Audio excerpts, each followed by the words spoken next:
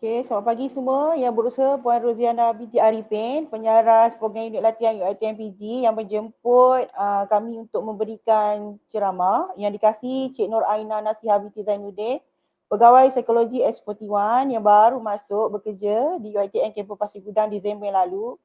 Okey, tajuk barisan pensyarah, barisan staf dan barisan para peserta jam latihan pada pagi ini yang dikasihi sekalian. Tajuk program kita hari ini adalah sayangi diri demi UiTM di hatiku, kan? Okey.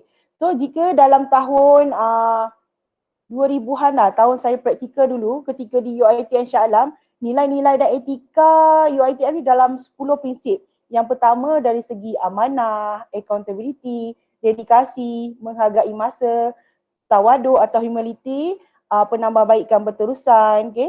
Berdisiplin, bekerjasama, mengejar kecemerlangan, bersyukur. Yang tu adalah, saya rasa ada di kalangan peserta kita yang masuk tahun 2000-an tu, dinerapkan dalam 10 nilai-nilai prinsip yang bekerja ni lah. And then pada tahun saya bekerja iaitu tahun 2010, UiTM ni telah perkenalkan tentang budaya perdana. UiTM di hatiku ni kenalkan tentang budaya perdana pula. So budaya perdana tu apa? P untuk pantas dan positif, E untuk empati, R untuk relevan, D untuk daya saing, A untuk amanah, adil, integriti, N nilai tambah dan kelainan, A arif dan berilmu. Okey, bagi tahun lepas, kiranya bagi tahun 2020, kita dikenalkan tentang budaya kerja yang apa pula? Budaya kerja yang ESI dan IDAT. Okay, ESI apa? Excellence, Synergy, Integrity. ESI betul. Dan IDAT tu pula, I adalah untuk ilmu, D untuk disiplin, A untuk amanah, R untuk rajin dan T tu untuk tanggungjawab. So, zaman kita bekerja sekarang adalah apa? Norma baharu kita, prinsip dan etika yang perlu ada dalam setiap hati staff tu adalah ESI dan IDAT. Barulah dikatakan tentang UiTM di hatiku. Okay, kalau kita lihat prinsip-prinsip ni walaupun perubahan beberapa orang pendaftar bermula dari segi Dr. Zara Muhtar, maksudnya budaya kerja kita tu lebih kurang sama tapi dimurnikan ikut situasi semasa dan norma baru kehidupan kita pada masa kini. Oleh itu, okey, saya mempersilakan dan memperkenalkan Cik Nur Aina Nasihah binti Zainuddin, pegawai psikologi S41 yang mempunyai pengalaman sebagai guru di Tadika Kelip and then pernah menjadi kaunselor di College Metro Point, berpendidikan di UPM dari sudut Bachelor Pendidikan Kaunseling dan seterusnya Master Pendidikan Psikologi dari UTM. Okay, junior saya ni cuma dia ambil psikologi, saya ambil kaunseling bezanya. Okay, so dengan ini saya mempersilakan Cik Nur Aina Nasihah binti Zainuddin untuk menyampaikan ceramah berkaitan dengan masuk tajuk je. Sayangi diri demi UiTM di hatiku. Tapi sebelum tu, saya akan share juga dalam link chat Tuan Puan tentang soalan. Soalan maksudnya nak mesti masukkan dalam link supaya kita tak terlepas pandang di ruang chat. Alright? Okay, dengan itu saya mempersilakan Aina untuk menyampaikan ceramah beliau bertajuk Sayangi UiTM demi UiTM di hatiku. Silakan Aina.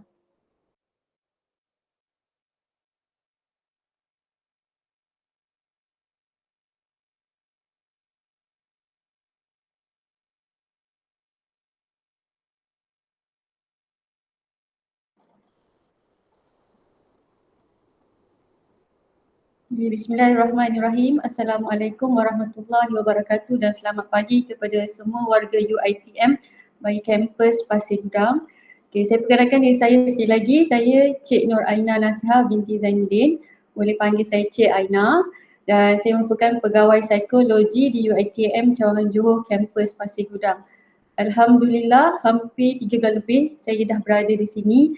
Okay, banyak ilmu pengetahuan dan juga pengalaman baru yang saya peroleh terutama dari bimbingan Puan Suzaina bagi unit kerjaya dan kaunseling. Okay, jadi tema yang diberikan kepada saya adalah berkaitan dengan sayangi UiTM di hatiku. Jadi tajuk saya berkaitan dengan sayangi diri demi UiTM. Okay, kita biasa dengar orang kata kita kena sayang diri kita baru kita boleh sayang orang lain. Macam tu juga yang konsep yang saya nak kongsikan hari ini di mana kita perlu sayang diri kita sendiri sebelum kita mencurah kasih sayang dan juga bakti kepada UiTM. Okey, baik. Perkara pertama yang saya ingin kongsikan berkaitan dengan definisi gaya hidup sihat. Okey, gaya hidup sihat ini merujuk kepada amalan tabiat yang meningkatkan tahap kesihatan dan meninggalkan tabiat yang memudaratkan kesihatan. Di mana kalau kita dengar ayat ini menyatakan perkara-perkara yang manfaat untuk diri kita. Kemudian menurut Pertubuhan Kesihatan Sedunia WHO yang telah mentakrifkan erti sihat itu sebagai satu keadaan sempurna fizikal, mental dan sosial yang tidak hanya ketika ketiadaan sakit. Bila kita cakap sihat ni, dia bukan bermaksud sihat fizikal yang kita nampak luaran, tapi ia juga melibat kepada kesihatan mental kita, kesihatan sosial kita. Sosial itu bermaksud contoh persekitaran kita, persekitaran sekeliling kita. Kalau dari segi UiTM ni, persekitaran rakan sekerja kita. Okey, 3 poin utama yang saya ingin kongsikan dalam Sayangi Diri ini berkaitan dengan pemakanan, rehat iaitu waktu tidur kita dan juga senaman. Okey, ini hanya sekadar sharing, sekadar ingatan kita bersama. Sebabnya kita sama-sama nak sihat, sama-sama nak bekerja untuk UiTM, sama-sama nak mencurah bakti untuk UiTM. Okey, pertama saya akan sentuh tentang amalan pemakanan. Okey, pemakanan ialah suatu proses membekal dan menerima makanan yang diperlukan untuk kesihatan dan pertumbuhan. Sebabnya kita makan sudah pasti makanan-makanan kita tu masuk dalam badan kita kan. Jadi kita ibarat you are what you eat. Kalau makanan kita makan tu baik, berkhasiat, maka kita pun sihat. Tapi kalau sebaliknya, maka kita pun tergolong antara golongan mereka yang tidak sihat. Okey, kemudian amalan pemakanan kita juga dipengaruhi oleh faktor-faktor seperti faktor budaya. Contoh kita orang Melayu suka sangat makan nasi. Tak boleh satu hari kalau tak sentuh nasi kan. Okey, faktor lain seperti cita rasa. Ada orang cita rasa dia suka makan makanan pedas. Ada orang tak suka makanan pedas. Kemudian dari segi faktor gaya hidup. Ada orang mengamalkan gaya hidup sihat. Contohnya dia makan dengan makanan berkhasiat, dia buat senaman setiap minggu, tapi ada orang yang tidak mengamalkan gaya hidup yang sihat. Kemudian dari segi ekonomi pula, contohnya ada orang yang mungkin boleh dikatakan mampu kan, dia boleh beli ikan salmon hari-hari, itu ikutlah keadaan ekonomi dia. Ada orang yang tak mampu, dia makan biasa-biasa, tapi itu tidak membawa maksud kita boleh skip mengamalkan gaya hidup sihat. Tak kisahlah kita ekonomi tinggi ke, ekonomi rendah ke, ataupun kita orang Melayu ke, orang Cina ke, orang India, still kita boleh mengamalkan pemakanan yang sihat. Okey, seterusnya berkaitan dengan diet seimbang. Okey, diet seimbang merupakan sajian makanan yang mengandungi semua nutrien utama yang diperlukan oleh tubuh pada kadar yang betul dan sesuai bagi tubuh badan menjalani setiap fungsinya dengan baik. Sebab apa ditekankan dengan kadar yang betul dan sesuai? Okey, kalau kita tengok dari segi contoh faktor jantina, orang lelaki dengan orang perempuan dia memerlukan nutrien yang berbeza. Okay, contoh lain, faktor lain dari segi faktor umur. Bayi, kanak-kanak, remaja, orang dewasa, warga tua, semuanya memerlukan nutrien yang berbeza-beza. Jadi kita perlu kenal kita di tahap yang mana untuk kita ambil makanan mengikut kadar yang betul dan sesuai bagi memastikan setiap fungsi tubuh badan kita dapat berjalan dengan baik. Okay, nutrien utama yang diperlukan oleh tubuh badan manusia ialah karbohidrat, protein, vitamin dan mineral. Okay, ini nutrien utama. Ada juga nutrien lain contoh macam serat, fiber kan. Okay, tapi yang utama karbohidrat, protein, vitamin dan mineral. Okay, dalam aspek pemakanan ni saya nak tekankan tentang piramid makanan. Okay, kita biasa dengar pasal piramid makanan ni. Okay, sebab tu saya katakan tadi kita hanya buat refresh untuk pastikan kita dapat kesihatan yang baik supaya kita dapat bekerja dengan baik juga. Okey, untuk piramid makanan, ia merupakan prinsip asas dalam merancang diet seimbang dengan berpandukan kepada aras piramid makanan. Okey, piramid makanan ini ialah satu panduan bagi pemilihan makanan untuk amalan pemakanan yang sihat. Sebabnya piramid makanan ni memang dah komplit, cukup dah. Kita ada karbohidrat, kita ada protein, kita ada vitamin, kita ada lemak. Jangan ingat lemak, dengan lemak je kita tak boleh makan. Kita still perlukan lemak tapi dalam kuantiti yang sedikit. Okey, aras piramid makanan ini terbahagi kepada 4 aras dan juga 5 kumpulan makanan. Okay, kalau kita tengok dalam gambar yang saya kongsikan, bawah sekali yang paling besar berkaitan dengan aras 1 iaitu karbohidrat, di mana kita perlu mengambil dalam kuantiti yang banyak, kiranya mungkin dalam satu hari tu dari segi sarapan, pada waktu makan tengah hari, waktu makan malam, kita perlukan karbohidrat. Yang kedua, aras kedua berkaitan dengan vitamin, iaitu buah-buahan dan juga sayuran. Kemudian aras ketiga berkaitan dengan protein dan aras keempat berkaitan dengan lemak. Setiap aras ni dia mempunyai kumpulan makanan yang berbeza dan mempunyai kandungan dan fungsi yang tertentu. Selain itu, pengambilan juga adalah berbeza bagi setiap tahap. Bagi setiap aras ni kita kena ambil dalam kuantiti yang berbeza. Tak boleh lamsam daripada karbohidrat sampai ke lemak semua kuantiti yang sama. Alright. Okay, kita lihat yang pertama. Saya pasti semua dah sarapan kan, jadi harap tak terliur lah kalau tengok gambar-gambar makanan yang saya nak kongsikan hari ni. Okay, yang pertama ialah aras 1 berkaitan dengan bijirin, hasil bijirin dan ubi-ubian. Okay, ini ialah merupakan kumpulan makanan yang berasaskan karbohidrat. Kita orang Malaysia, kita lagi-lagi lah orang Melayu sangat memerlukan kumpulan karbohidrat. Kita suka makan roti, suka makan nasi, suka makan mi, suka makan ubi kan. Jadi makanan bagi aras 1 ini fungsinya untuk memberi kita sumber tenaga kepada badan. Sebab kita bekerja, setiap hari kita bekerja. Kalau di UiTM ni kita bekerja waktu pejabat 8 hingga 5. Jadi itu waktu yang panjang kiranya. Sebab tu kita memerlukan tenaga. Seterusnya, aras yang kedua ialah sayur-sayuran dan buah-buahan. Okey, sayur-sayuran dan buah-buahan ini kaya dengan vitamin, mineral dan serat. Setiap sayur, setiap buah dia ada vitamin yang tertentu. Sebab tu kita kena mempelbagaikan dalam pengambilan sayuran dan juga buah-buahan. Fungsi utama adalah untuk membantu dalam pencernaan makanan. Sebabnya sayur-sayuran ni dia ada fiber yang tinggi. Bagi mereka yang mungkin ada masalah pencernaan makanan, boleh ambil sayur-sayuran dan buah-buahan yang lebih kerap supaya pencernaan kita jadi lebih lawas. Selain itu, contoh buah-buahan pula, fungsi dia baik untuk kesihatan kulit. Siapa nak kulit cantik-cantik, bolehlah start dari sekarang mengambil sayur-sayuran dan juga buah-buahan dalam pemakanan.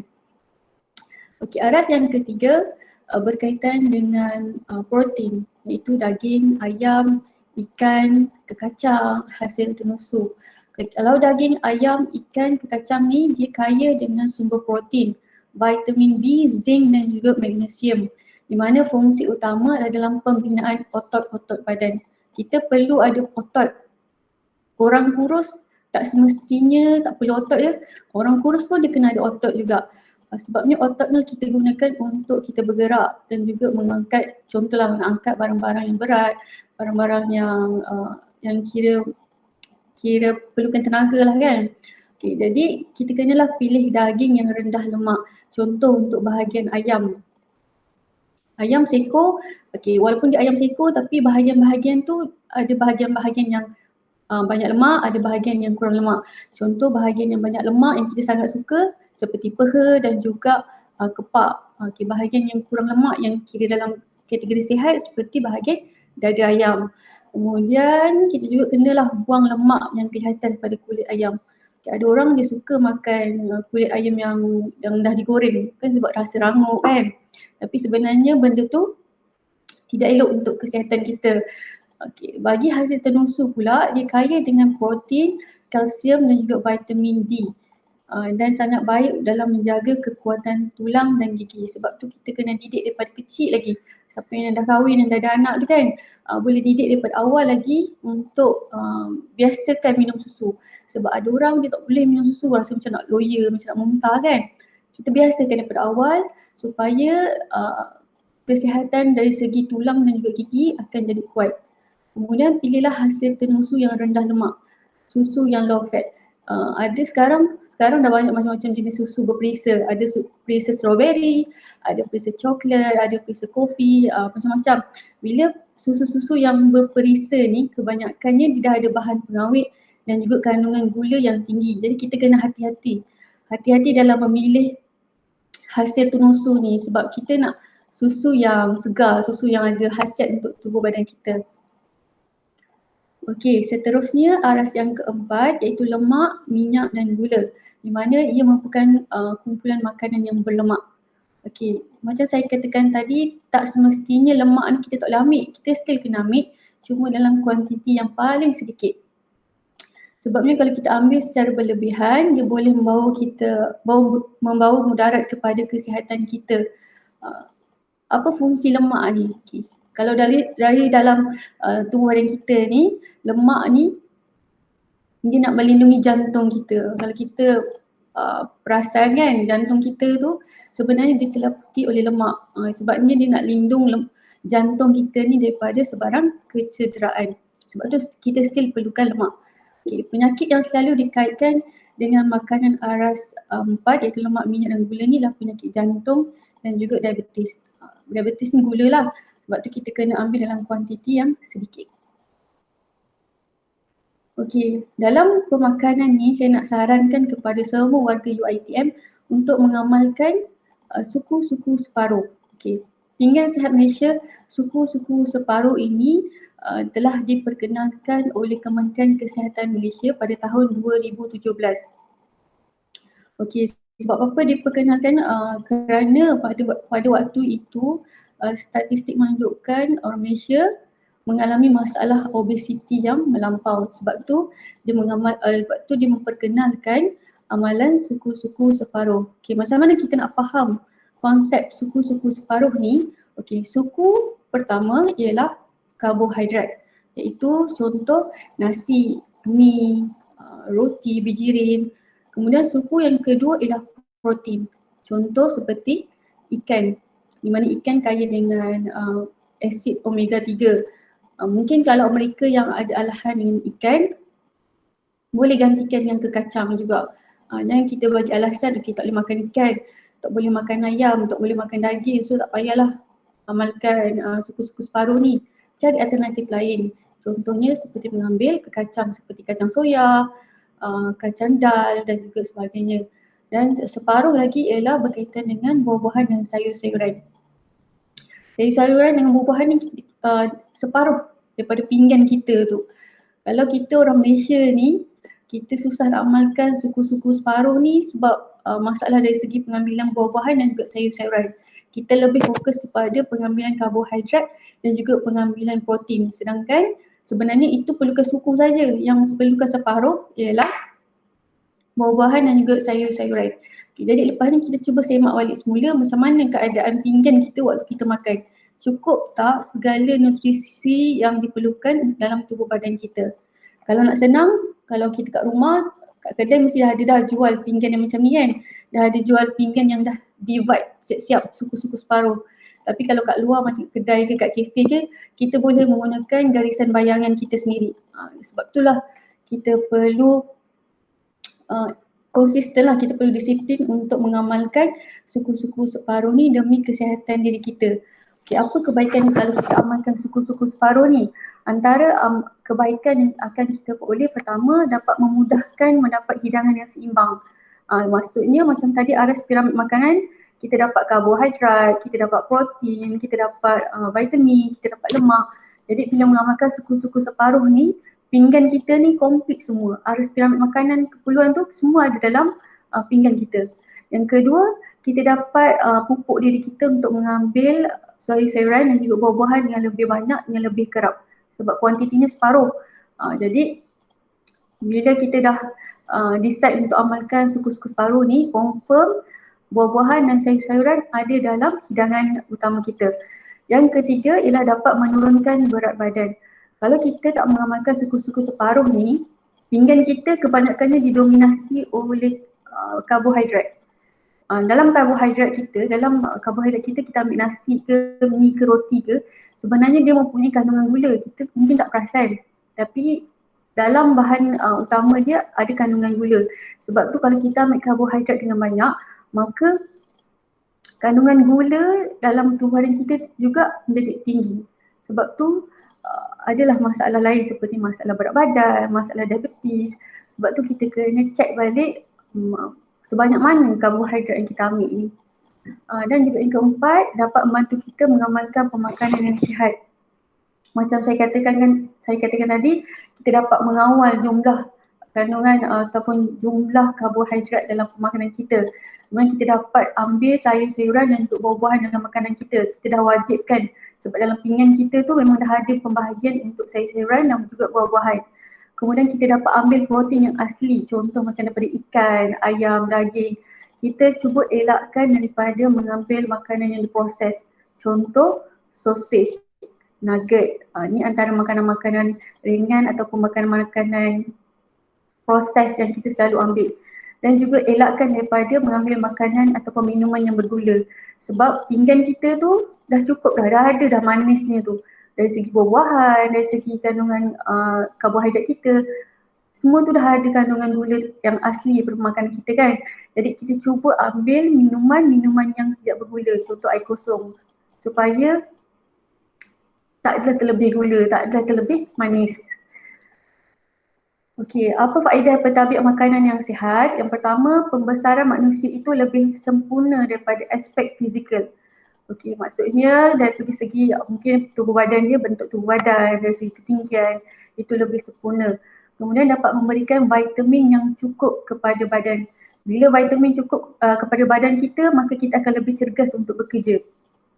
Tak ada dah isu lesu, isu yang mudah jatuh sakit sebab badan kita dah dapat vitamin yang mencukupi. Kemudian yang ketiga, dapat mampu mengawal kadar obesiti.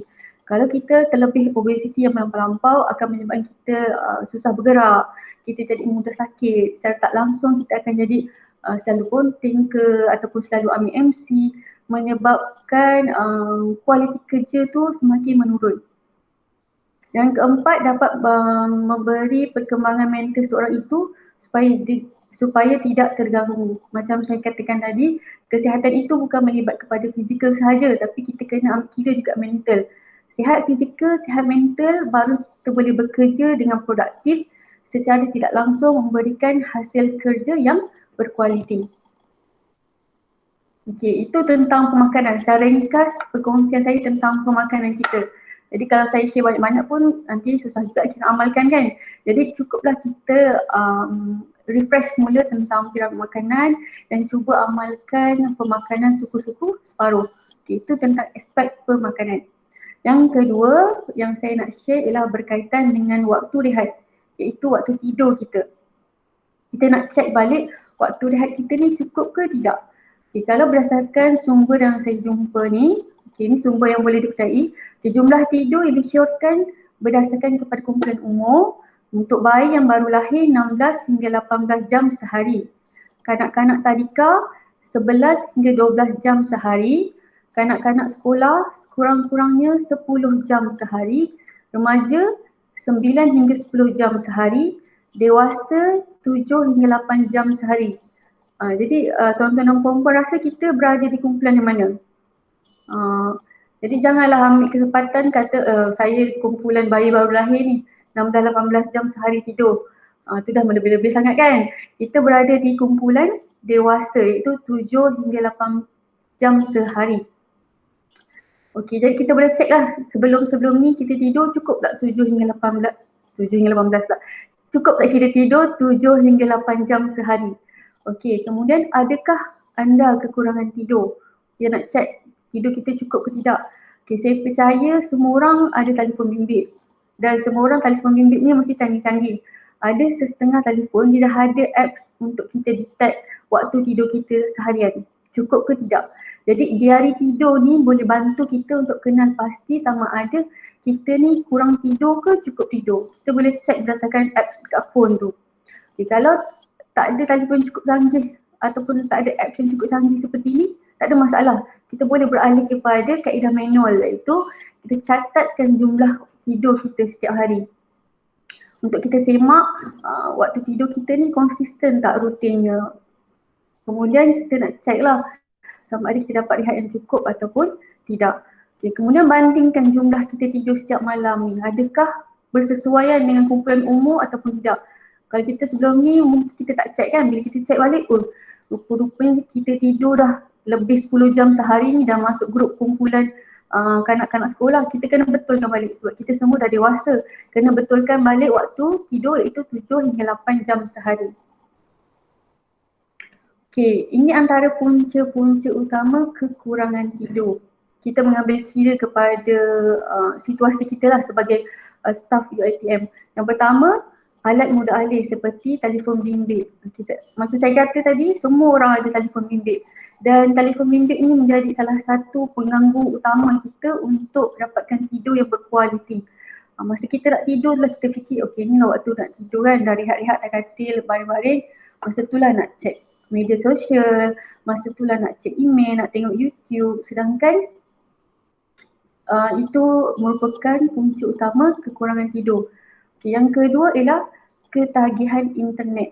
Okey, zaman sekarang internet merupakan satu keperluan, bukan kehendak lagi. Kalau dulu-dulu mungkin kehendak, tapi sekarang merupakan satu keperluan. Setiap orang mesti ada internet, sama ada wifi ataupun melalui data telefon. Lagi-lagi bila kita berada di zaman ataupun di era pandemik COVID-19 ni, COVID-19, menyebabkan kita hanya berhubung melalui internet. Kita dah tak boleh nak bersemuka seperti biasa. Jadi bila kita gunakan internet dengan cara yang salah, iaitu terlalu bergantung ataupun terlalu ketagih internet ni, menyebabkan kita menyebabkan waktu tidur kita terganggu. Sebab kita rela untuk berhadapan dengan internet berbanding kita tidur. Ketiga ialah tanggungjawab peribadi dan kerja. Okay. Lagi-lagi bagi mereka yang work from home, bekerja dari rumah kan. Kadang-kadang kita berbelah bagi untuk menjalankan tanggungjawab peribadi kat rumah, contoh nak uruskan rumah tangga dan juga tanggungjawab bekerja. Sebabnya dua-dua ni penting. Itu yang menyebabkan bila kita tak susun jadual kita, tak ada rutin yang tetap, tak struktur dalam menguruskan kehidupan, menyebabkan kita mengalami gangguan untuk mendapatkan tidur yang mencukupi. Okey, saya kongsikan sedikit tips tidur yang betul. Di mana tidur yang betul ini akan memberikan kita tidur yang berkualiti, tidur yang nyenyak, tidur yang menyebabkan tubuh badan kita lebih sihat, lebih cergas pada keesokannya. Okay, yang pertama tipsnya ialah selaraskan jadual tidur. Okay, apa maksud selaraskan jadual tidur? Okay, maksudnya kita kena selaraskan waktu kita bangun dan waktu kita tidur pada setiap hari, termasuklah hari hujung minggu. Sebab ada orang di mana dia fikir hari bekerja, weekdays tu kira dah pack sangat, sampaikan waktu hujung minggu tu itulah waktu untuk dia tidur, waktu untuk dia top up, kadakkan balik semua waktu tidur dia tak cukup tu. Tu dah tak betul lah tu. Dia patutnya tak kisahlah weekdays ke weekend ke, kita kena selaraskan jadual tidur tu. Contoh tidur pukul 11 bangun pukul 6 ke, tidur pukul 11 bangun pukul 5 ke. Walaupun hari bekerja ke hari cuti, dia kena konsisten. Ritma tidur tu kena sama je. Okey, yang kedua, sediakan badan untuk tidur. Maksud sediakan badan untuk tidur ialah kita elakkan daripada gangguan seperti gangguan telefon, gangguan TV, gangguan berbual dengan orang lain ke. Maksudnya kita prepare, ready dah untuk tidur. Janganlah nak tidur lah waktu tu lah kita nak tengok TV, waktu tidur tu lah baru kita nak check telefon. Cuba elakkan, sediakan badan kita untuk dapatkan tidur yang berkualiti. Yang ketiga, elakkan hidangan yang besar beberapa jam sebelum tidur. Okey, seeloknya kita kalau nak makan berat, bagi makan malam, kita ambil sebelum pukul 7. Kira 7 tu dah limit dah. 7 ke atas tu, kalau lapar, kita boleh gantikan dengan snack. Contoh, kita boleh ambil buah-buahan ataupun ambil kacang untuk cover balik kita punya rasa lapar pada waktu malam. Okay, yang keempat, elakkan nikotin. Nikotin ni macam biasa, rokok, vape, kafein, kopi, teh dan juga minuman alkohol. Sebab ini akan mengganggu kita untuk mendapatkan tidur yang berkualiti. Itu menyebabkan kita rasa mengantuk sampai tidur lewat, kemudian esok siang bangun dah tak bertenaga. Kemudian seterusnya, pastikan suasana sesuai untuk tidur. Okay, suasana sesuai untuk tidur, sudah pastinya kita ada bilik tidur kita. Bilik tidur tu dalam keadaan yang gelap. Bilik tidur kita juga dalam keadaan yang bersih, janganlah macam tongkang pecah pula. Kemudian kenalah dalam keadaan yang dingin, tak panas, tak berpeluh. Kita nak tidur ni kena, nak dapat tidur yang berkualiti ni kena sediakan suasana yang sesuai dengan diri kita. Seterusnya, mandi air panas sebelum tidur. Okay, ada mitos mengatakan kalau mandi malam ni menyebabkan paru-paru kita berair. Okay, tapi telah dikongsikan oleh Dr. Amalina Cik Bakri, dia kata itu semua mitos. Okay, mandi air panas sebelum tidur ni supaya kita nak rasa lebih segar, rasa lebih bersih untuk kita tidur. Tak adalah tidur dalam keadaan peluk atau tidur dalam keadaan melekit macam tu. Seterusnya, bersantai sebelum tidur. Okay, bersantai sebelum tidur ni bermaksud kita lakukan aktiviti yang light-light sahaja. Seperti membaca buku, mendengar muzik yang ringan, yang sentimental, ataupun kita dengar zikir-zikir untuk tenangkan diri kita, sebabnya kita perlukan keadaan yang tenang, mendamaikan untuk mendapatkan tidur yang nyenyak. Dan akhirnya, elakkan ubat yang boleh menangguhkan atau mengganggu tidur. Ada orang tak boleh tidur, dia sanggup ambil pil tidur. Okay. Untuk ubat-ubatan ni seeloknya bincang semula dengan doktor yang bagi kita ubat tu, doktor yang prescribe kita ubat. Supaya pengambilan ubat ni tak jadi rutin. Sebab semua kalau sedia maklum, ubat-ubatan ni tak kisahlah ubat apa, dia akan bagi kesan pada diri kita. Mungkin kita rasa ambil pil tidur ni kita boleh tidur, tapi itu untuk kesan jangka masa pendek. Jangka masa panjang kita tak tahu. Takut bagi efek kepada sistem tubuh badan kita. Jadi seeloknya jumpa doktor, rujuk dengan doktor, dapatkan nasihat doktor berkaitan dengan ubat-ubat yang tuan-tuan dan puan-puan ambil. Okey, ini antara isu dalam waktu rehat itu, patutkah kita tidur siang? Okay, sebenarnya kalau dalam Islam pun kita biasa dengar kan qailullah itu tidur sebelum zuhur, tidur sekejap. Okay, fungsi dia untuk bagi kita rangsangan dari segi kecergasan dan pelaksanaan untuk jangka masa pendek. Sebab kita dah all out dah kerja waktu pagi tu, jadi waktu tengah hari tu spend kan paling tidak 20 minit untuk kita tidur, untuk kita rehatkan badan kita untuk dapatkan kembali kecergasan. Kajian telah menunjukkan bahawa kekerapan tidur siang di tengah hari boleh bantu menurunkan tekanan darah. Jadi ada manfaatnya tidur siang ni. Namun demikian, tidur siang tidak dapat memberi manfaat yang didapati daripada tidur malam. Oleh itu, jangan gunakan tidur siang sebagai cara anda membayar balik kekurangan tidur anda.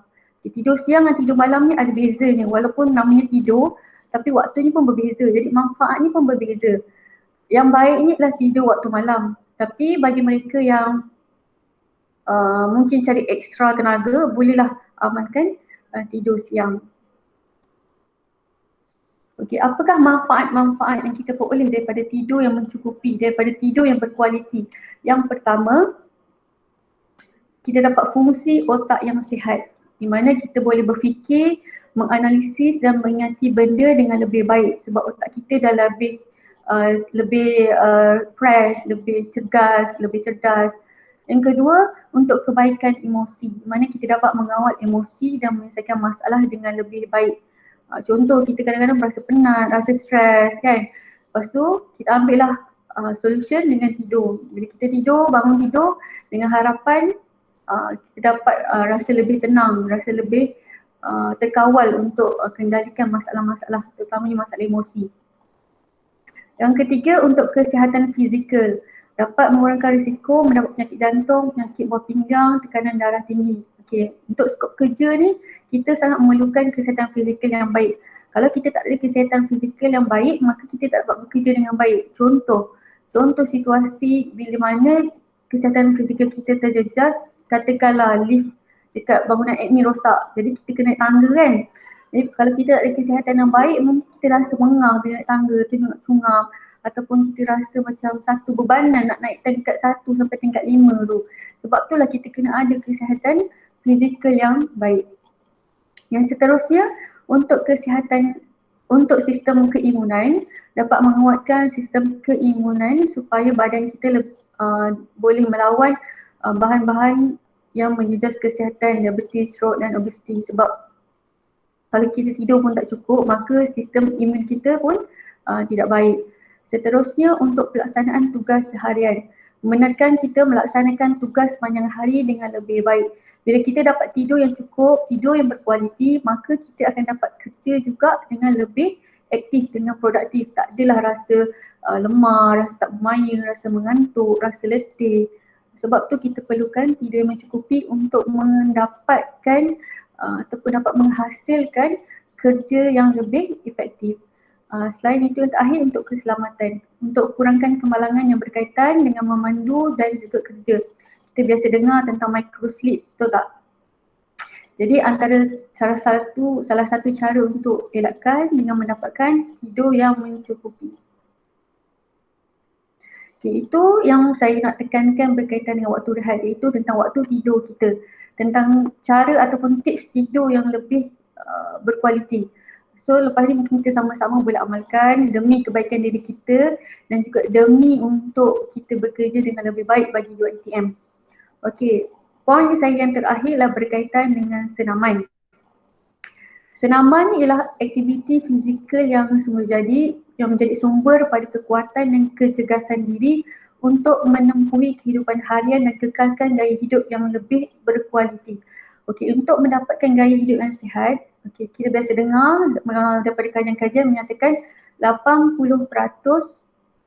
berkaitan dengan pemakanan dan 20% berkaitan dengan senaman.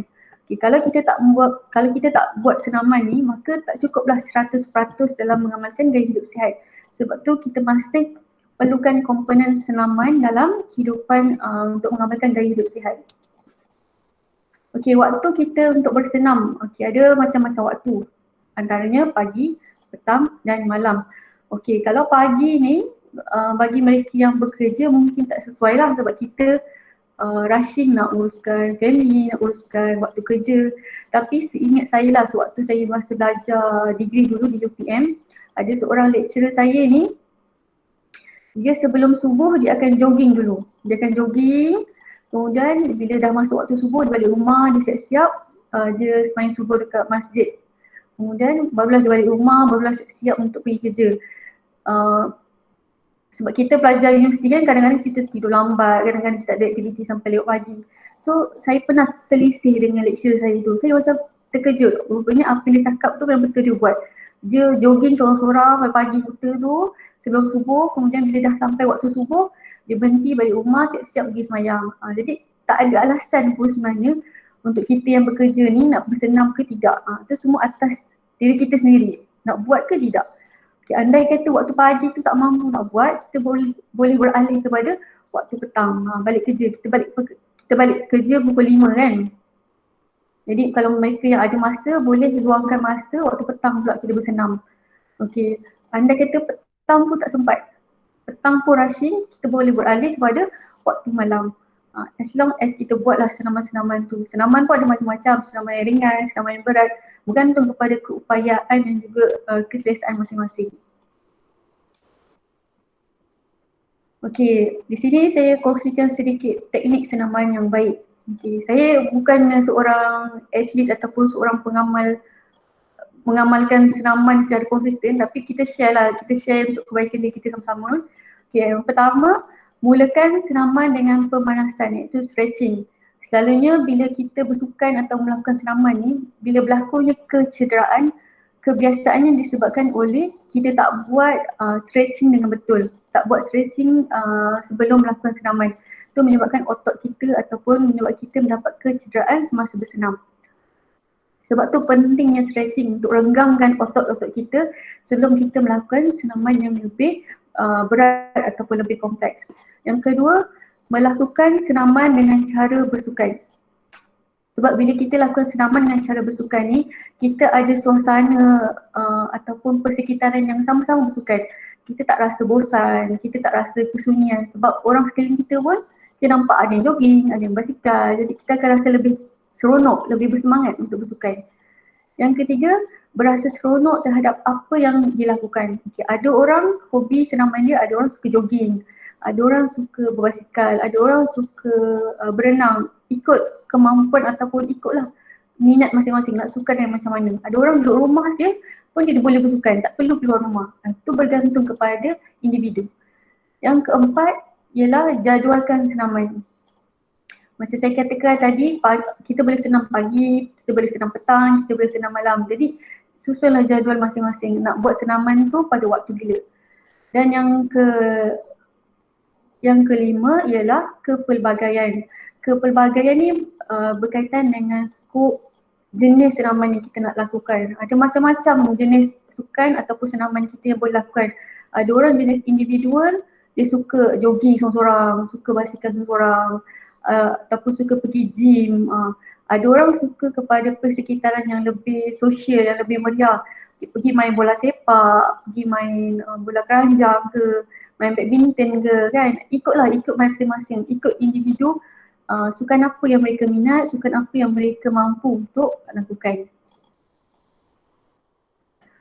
Okey, jadi kita dah tahu dah apa contoh ataupun apa manfaat bila kita buat sukan ataupun buat senaman.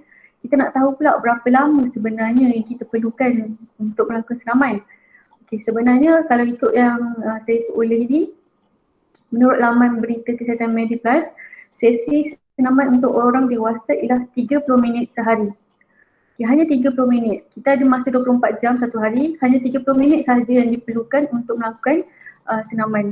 Okay, antara senaman kita boleh pilih termasuklah jalan pantas, berjoging, berenang, berbasikal, bermain badminton, mendaki bukit dan bermacam-macam lagi.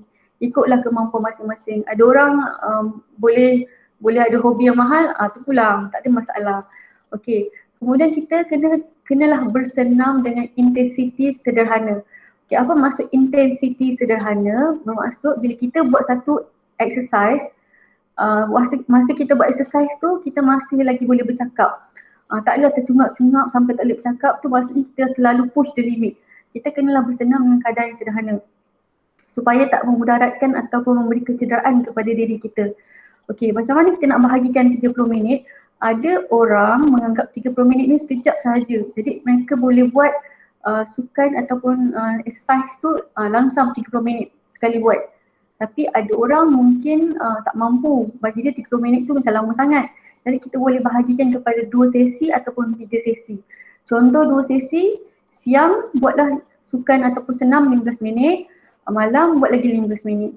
Ada yang tak mampu nak kurangkan lagi boleh. Kurangkan lagi pada 3 sesi, pagi 10 minit, petang 10 minit, malam 10 minit. Semua ni bergantung kepada kemampuan masing-masing. Jangan terlalu push limit, jangan sampai terikut-ikut dengan orang lain, sampailah kita pula elok-elok senam untuk sihat jadi tak sihat. Okey, jadi apakah faedah-faedah bila kita mengamalkan cara hidup sihat ni? Pertama, dapat meningkatkan status kesihatan. Okay, mungkin ada yang sebelumnya ada penyakit kronik, bila kita amalkan cara hidup sihat ni, ini adalah satu ikhtiar untuk mendapatkan kesihatan yang lebih baik. Yang kedua, dapat mengurangkan risiko mendapat penyakit. Kita biasa dengar tagline, mencegah lebih baik daripada perawat. Jadi ini antara pencegahan yang kita boleh lakukan, itu dengan mengamalkan pemakanan yang berkhasiat, mendapatkan waktu rehat yang mencukupi, kemudian melakukan senaman secara konsisten. Yang ketiga, memiliki stamina dan juga memiliki produktif. Bila kita ada gaya hidup yang sihat, tubuh badan yang sihat, kita ada stamina yang lebih. Kemudian kita akan jadi lebih produktif juga secara tak langsung. Kita dapat bekerja dengan ceria, bekerja dengan bergembira, bekerja dengan semangat untuk menyumbang kepada UiTM. Dan yang keempatlah penampilan lebih baik, menarik dan selesa. Okay, kalau kita ada tubuh badan yang ideal, kita akan jadi lebih selesa lah untuk berjumpa dengan orang, kemudian kita lebih selesa untuk bergerak ke sana ke sini. Sebabnya kita bekerja dalam UiTM ni still perlu berhadapan dengan orang lain, perlu berhadapan dengan masyarakat. Secara tak langsung dapat meningkatkan keyakinan diri kita. Okey, jadi saya kongsi sedikit kepentingan menjaga kesihatan yang dikongsikan oleh hadis Nabi SAW, iaitu orang mukmin yang kuat lebih disukai oleh Allah berbanding dengan orang mukmin yang lemah. Sebab kita kerja ni pun ibadah, kesihatan ni pun satu amanah, jadi kita kena jaga dua-dua ni, kena selaraskan. Bila tubuh badan kita sihat, maka kita dapat kerja dengan berkualiti. Seterusnya antara kata-kata penjaga Arab yang kita biasa dengar seperti al-aqlu salim fi jismi salim, iaitu akal yang sihat datangnya daripada badan yang sihat. Okey, akal yang cerdas datang daripada tubuh badan yang cergas. Sebab itulah kita perlu jaga kesihatan fizikal, kita perlu jaga kesihatan mental. Dua-dua ni kena selaras. Jangan kita terlalu fokus pada fizikal tapi mental kita tak sihat. Kita murung, kita stres. Kan? Sebab itulah kita perlu selaraskan kedua-dua iaitu mental dan juga fizikal. Okey, sekadar tu sahaja perkongsian saya. Ini hanya sekadar kongsian ringkas supaya kita dapat sama-sama sayangi diri kita, secara tidak langsung dapat menyumbang sesuatu yang bermakna kepada UiTM.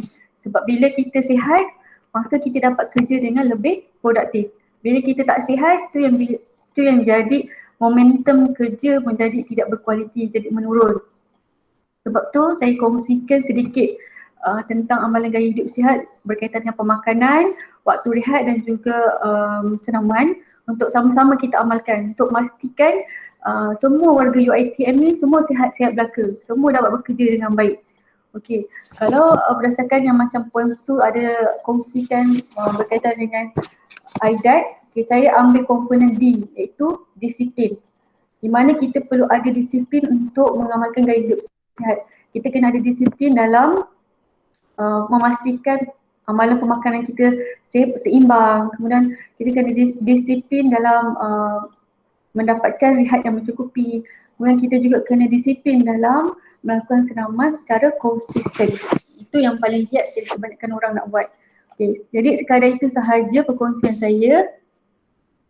Ada apa-apa persoalan yang mana mungkin saya boleh jawab. Kalau saya tak boleh jawab, saya pass kepada senior saya iaitu Puan Susaina.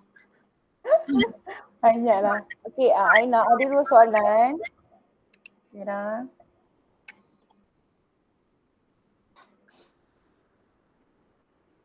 Okay, Alhamdulillah perkongsian yang amat bermakna pada Aina. So kalau you all tengok esok Puan Suzaina sekurus Aina tu hasil daripada sharing hari ni lah. Okay. Kita ada soalan. Okey, soalan pertama tu daripada saya lah. Okey, bagaimana kalau ibu bapa yang contohnya kalau kita pergi makan kat luar kan, kadang-kadang anak ni makan tak habis. So biasanya ibu bapa ni suka habiskan makanan anak-anak ni. So komen Aina. Okay, tips untuk ibu bapa ni, untuk ibu bapa saya serahkan pada Puan Su lah sebab dia ada anak macam saya belum kahwin, tak ada anak lagi. Mungkin pendapat Puan Suzaina lebih relevan untuk kita dengar. Okay, boleh Puan Su kongsikan? Tak nak, sebab tu soalan saya tu. Oh ya ke? Okay, tips ibu bapa ni, mungkin secara general lah yang saya boleh share ataupun sekadar pandangan. Sebab kita memang biasa dengar kalau anak-anak tak cukup makan ni, nanti mak bapak lah jadi mangsa untuk habiskan. Okey, jadi tips ni kalau siapa-siapa ada idea boleh sama-sama share. Okey, tips ni mungkin ibu bapa kita kena kenal lah. Pertama kita kena kenal pola pemakanan anak kita. Anak kita ni jenis makan sayur ke tak kan? Jenis makan mudah ke tidak. So ibu bapa kena kreatif dalam mempelbagaikan variasi makanan tu. Dan juga kena kreatif dalam penyediaan makanan. Ada orang disediakan makanan tu memang setumpuk sayur, setumpuk buah-buahan. Memang visualnya jelas, okey ni sayur. Jadi kalau dalam pemakanan tu untuk kita kaliskan, untuk kita cover tu mungkin kita boleh buatlah dalam mungkin corak plating makanan tu memberikan peranan untuk tarik minat anak-anak makan. Kemudian contoh sayur, katakanlah carrot kan. Kita boleh tahu apa kata parutkan dalam makanan, gaulkan dengan nasi ke supaya tak nampak sangat. So kena senang kata ibu bapa ni kena, saya kata senang kata tapi kita nak amalkan tu tak senang kan. Kita kena kreatif lah, kena kreatif dan inovasi lah ibu bapa ni kan. Tapi sebenarnya anak-anak tu sekarang kreatif tau. Lagi kreatif daripada ibu bapa, dia tahu tu. Sekarang bijak sebabnya dah ada pendedahan teknologi kan.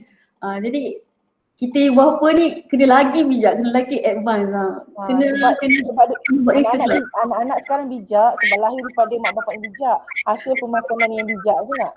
Betul. Okey Aina, soalan kedua, apakah pemakanan mempengaruhi kesihatan mental serta waktu pemakanan yang lebih baik bagi memastikan mental dan fizikal sihat untuk menyumbang produktiviti kepada tugasan pejabat? So makanan yang bagus dari segi kesihatan mental. Ada soalan ni lah daripada seseorang insan hamba Allah ni.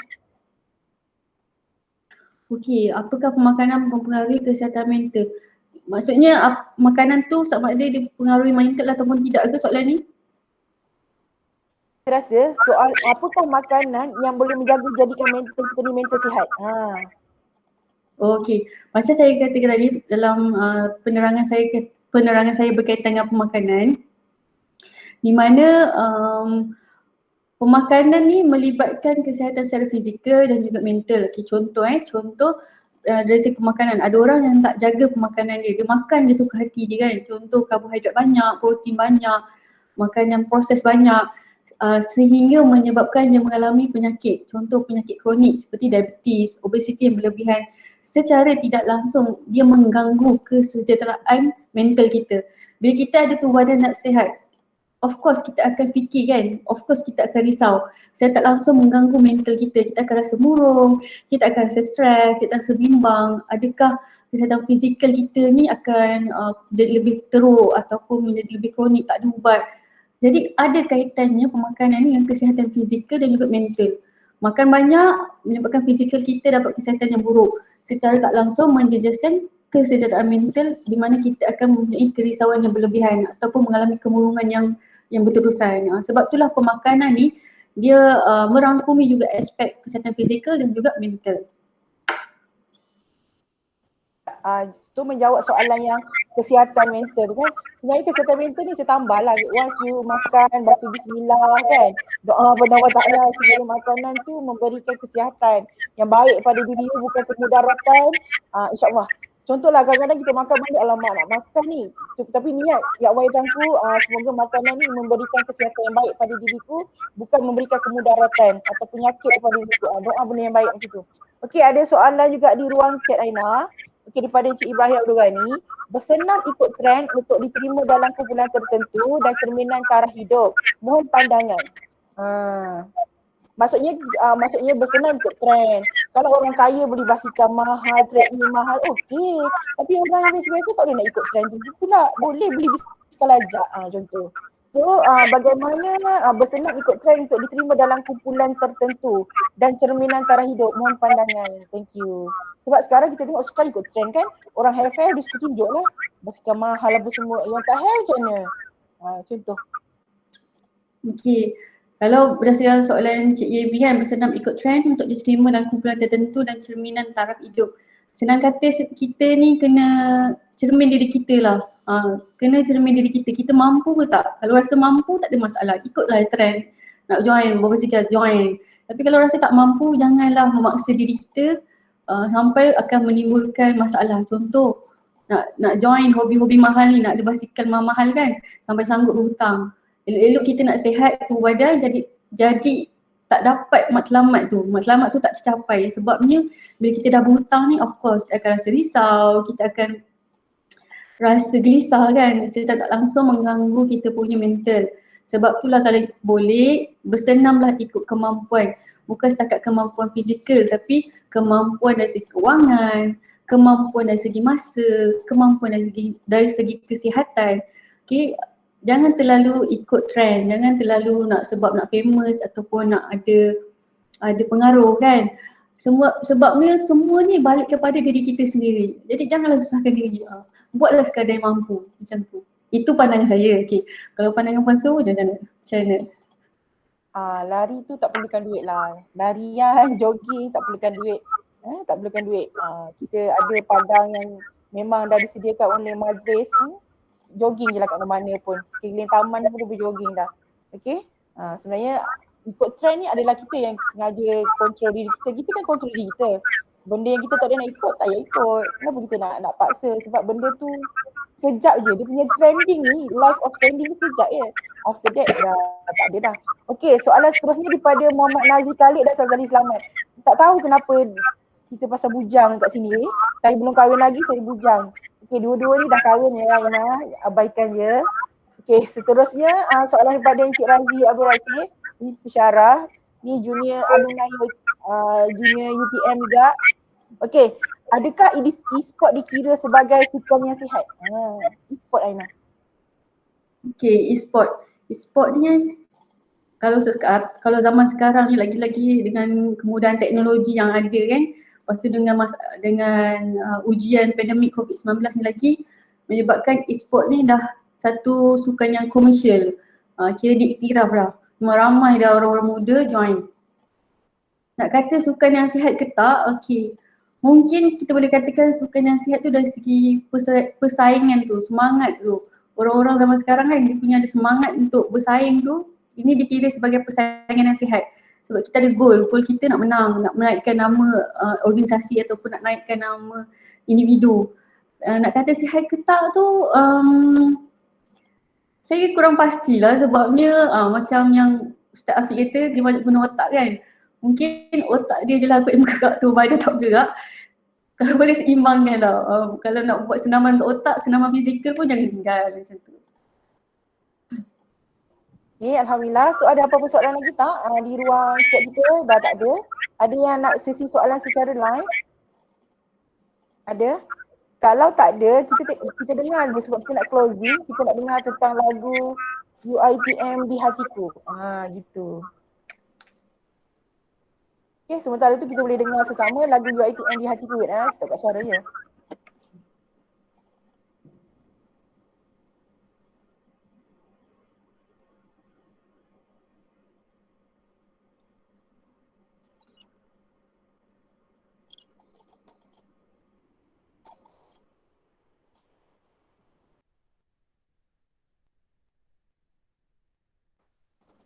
Wan Su tak dengar suara.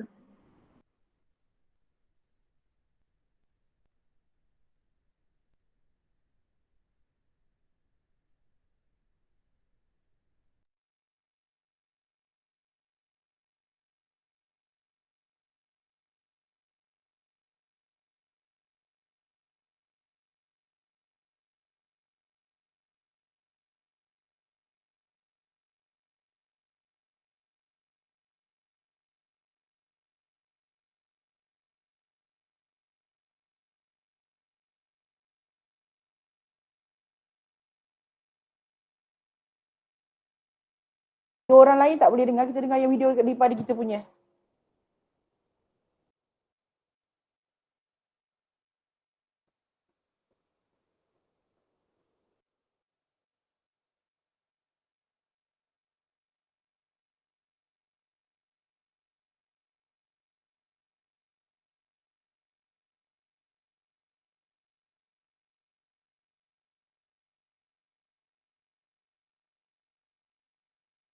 Oh, Aina tak dengar juga. Tapi ada seorang bagi feedback, saya dah restart PC ni. Ingat PC saya rosak. Oh, maksudnya PZ entire je, PZ window. PZ attack, is it? Kita dengar, dah lama tak dengar lagu kan? Kita dah lama tak ada program ni. Saya harap sama-sama menghayati ini. Sebab yang ni, version yang di pada YouTube channel kami adalah yang lagu tak ada apa-apa gambar dan lirik. Menghayati.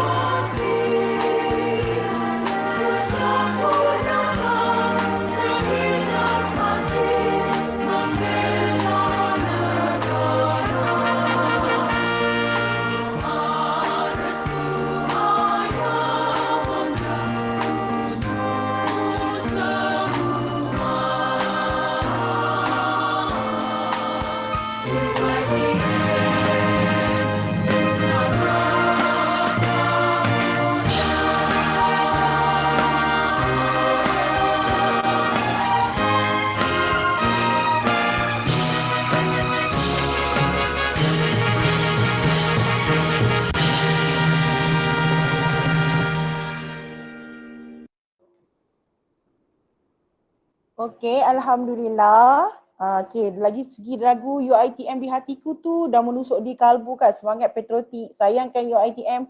Sebenarnya saya bukan alumni UiTM tapi saya sayang UiTM bila dengar lagu Wawasan Setia, UiTM di hatiku sebab lagu-lagu tu memang membakar semangat kita. So yang tertera adalah link latihan kita pada hari ini dan saya bagi juga kopi di link di ruangan chat. Mohon isi semua. Okey, kami dari unit Bicara Kongsi mengucapkan terima kasih kerana anda semua telah bersama selama 1 jam lebih untuk topik sayangi diri demi UiTM di hatiku yang berlandaskan gaya hidup yang sihat. Okey, dari segi apa yang Cik Aina terangkan adalah kita bersangkutan dengan ESI dan AIDAT. Yang ESI dan AIDAT ni diperkenalkan kepada UiTM pada tahun 2019. GGT PKP ni lupa kan. 2020 tak kerja. Ingat tahun lepas tu macam sebenarnya 2019. Okey, dari segi AIDAT tu kita ambil yang I iaitu ilmu tentang pemakanan yang sihat, D disiplin makan yang sihat, T tanggungjawab. Sebab kita ada tanggungjawab pada UiTM, kita kena jaga diri yang baik. Untuk kita bagi servis yang baik kepada orang, pertama kita perlu kenal diri kita yang baik dulu.